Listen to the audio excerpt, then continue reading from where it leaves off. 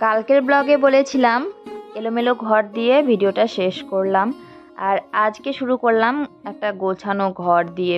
পরিপাটি গোছানো, পুরো সব কিছু মুছে টুছে একদম পরিষ্কার করে নিয়েছি। আর আমাকেও দেখা যাচ্ছে আয়নায়। ফ্যানটা মুছিনি, এখনও অবধি ফ্যানটা মুছিনি। কতবার মনে করছিলাম যে ফ্যানটা মুছবো, এই যে ফ্যান এখানে এখনও আছে, কিন্তু কি বলবো, সময়ও হচ্ছিল না। আর যখন সময় হচ্ছিল না তখন মনে ছিল না। তো এই হলো, ঘরটা মোটামুটি গোছানো হয়ে গেছে। আর এই ফ্লোর ম্যাটটা দেওয়ার কারণে ঘরটা একটু বড় বড় লাগছে, অনেকটাই বড় বড়, আর ফাঁকা ফাঁকা লাগছে। আগে কীরকম ঘিঞ্জি ঘিঞ্জি লাগতো। আর আলোটাও ফুটছে, বেশ ভালোই লাগছে, খারাপ না। তো যাই হোক, ঘর গোছানো হয়ে গেছে। আর এই যে একটা ফুল ঝাড়ুও নিয়ে এসেছি। তো ঝাড়ু দিয়ে তো আর, মোটা ঝাড়ু দিয়ে, নারকেলের ঝাড়ু দিয়ে তো আর এই ঘরগুলো ঝাড়ু দেওয়া যাবে না, তাই জন্য একটা নতুন ফুল ঝাড়ু নিয়ে আসলাম। আসসালামু আলাইকুম everyone, good morning, welcome back to our channel Masum Monica YouTube চ্যানেলে। তোমাদের অনেক অনেক স্বাগত, অনেক অনেক ভালোবাসা জানাচ্ছি। কেমন আছো সবাই? আশা করছি সবাই অনেক ভালো আছো, আমিও ভালোই আছি। তো সকালবেলা ঘরটা গোছালাম, গুছিয়ে চা খেয়েছি সকালে উঠে, বাসন মেজে চা বানিয়ে চা খেয়েছি। খেয়ে এখন বাজে 8:40, খেয়ে ঘরটা গোছালাম দেখলেই, তারপরে এসে এখানে বসলাম। ওই যে ব্ল্যাঙ্কেটটা দেখতে পাচ্ছ, সাদা সাদার যেটা, ওটা কালকে বাড়িতে নিয়ে গেছিলাম, তো ওটা এনে শুকাতে দিলাম। আর এই ভেজাটা নিয়ে যেতে পারিনি, রাতে এটা এখানেই ছিল। প্রচণ্ড ওজন আর পানিতে একদম ভর্তি ছিল। এটা আগের দিন ধুয়েছি, আর এটা ধুয়েছি কালকে। এটা 2 দিন হলো, এটা নিয়ে যাওয়া গেছে কালকে, আর এটা নিয়ে যেতে পারিনি, লালটা। তো এটা এখানেই ছিল রাত্রেবেলা, এটা এনে এই যে শুকাতে দিলাম, দিয়ে এখানে একটু বসলাম, মোবাইলে করব, কি বলে তোমার, ওই থাম্বনেল টামনেল এগুলো বানাবো, বানিয়ে কাজ আছে আরও। চলো সারাদিন কিভাবে কাটাই দেখতে থাকো তোমরা, আশা করি ভিডিওটা তোমাদের ভালো লাগবে।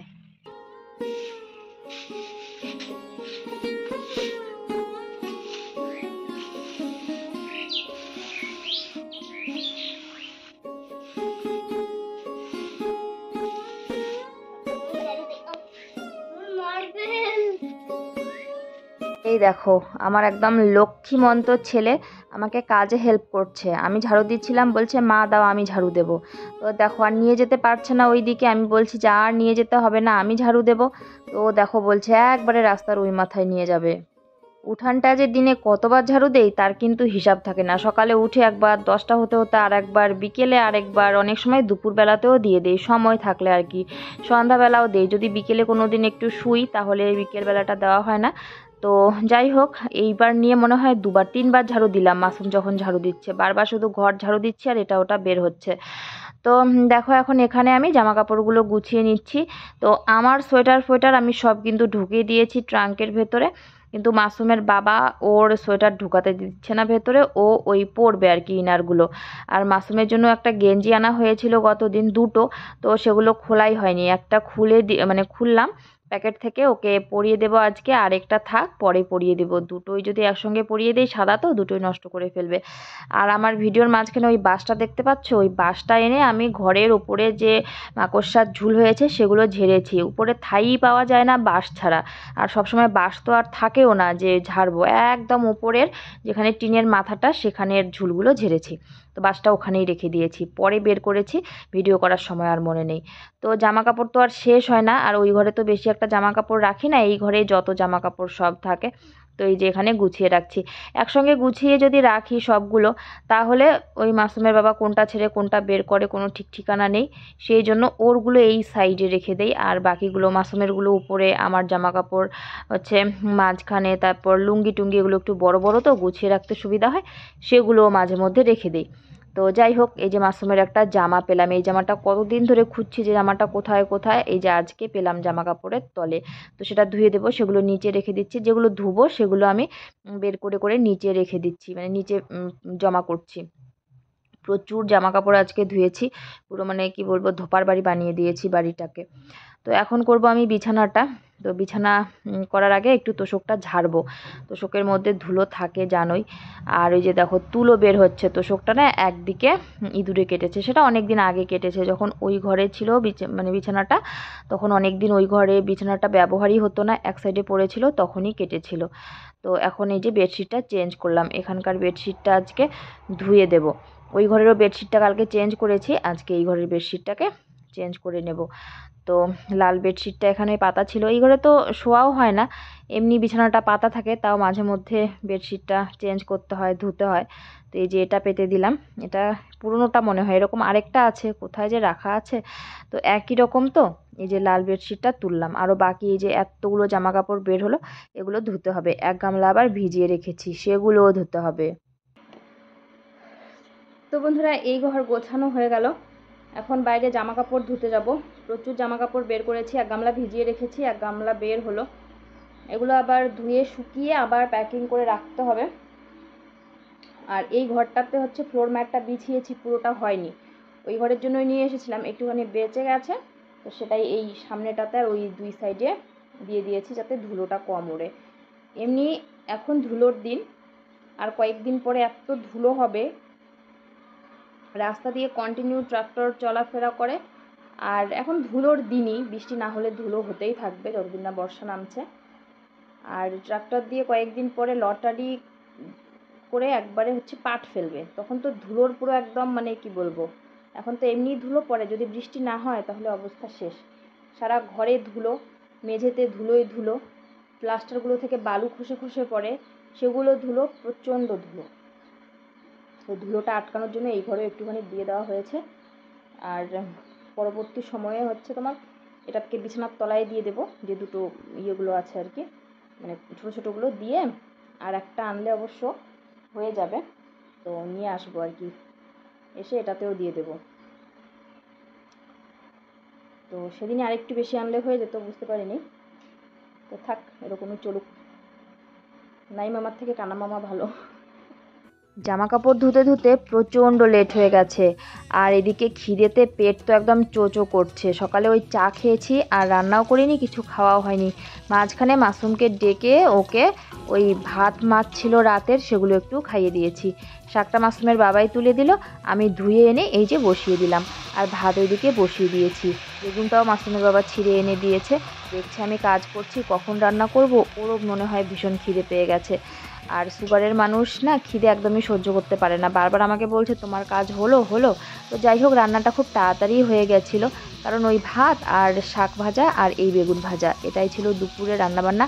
ডাল করতে চাইলাম, তো আর ডাল করার সময় নেই বাবা, প্রচুর খিদে পেয়ে গেছে, এগুলো দিয়ে আমরা খেয়ে নিই, বাড়ির মানুষ সেদ্ধ ভাত খেলেও চলে, তাই তো।